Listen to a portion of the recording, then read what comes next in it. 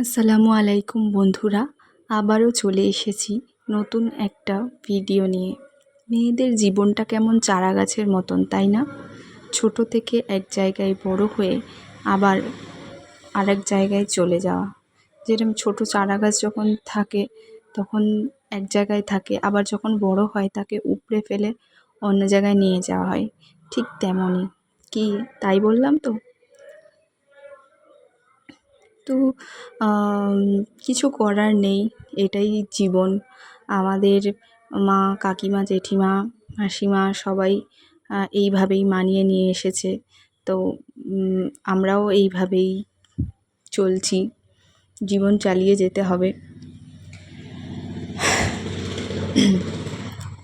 তো সকালবেলায় উঠেছি ঘুম থেকে, উঠে এই যে আমাদের যে মানি প্ল্যান্টটা ছিল তাতে একটু জল দিলাম। তারপরে ঘরে এসে বিছানা তুলে সমস্ত কিছু পরিষ্কার করছিলাম। দেখলাম ড্রেসিং টেবিলটায় বেশ ধুলো পড়ে গেছে, তো সেইগুলো মুছে তারপরে আবার ঘর ঝাড়ানো শুরু করে দেবো।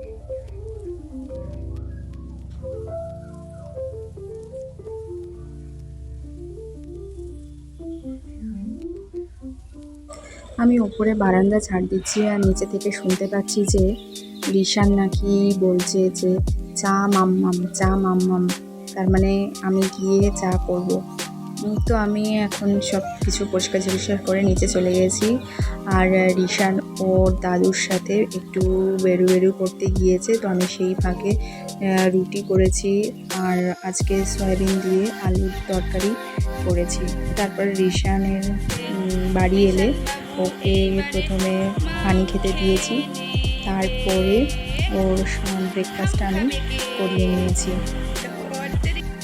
এরপরে দুপুরবেলায় আমি রিশানকে খাইয়ে দাইয়ে দিয়েছিলাম। আগে ওকে আজকে ডিম আর ডাল দিয়ে খেতে দিয়েছিলাম, তো ওর খাওয়া হয়ে গেছে। আমরা খেতে বসেছিলাম। ও দুষ্টুমি না, ও একা একা খেলা করছিল। তো যেই দেখলো যে সামনে ক্যামেরা রয়েছে অমনি কান্না শুরু করে দিল, বায়না ধরছে যে কোলে ওঠার জন্য বায়না করছিল। তো এইভাবেই মোটামুটি আজকে চললো অর্ধেক বেলা। ভালো লাগলে অবশ্যই লাইক, কমেন্ট, শেয়ার করবেন এবং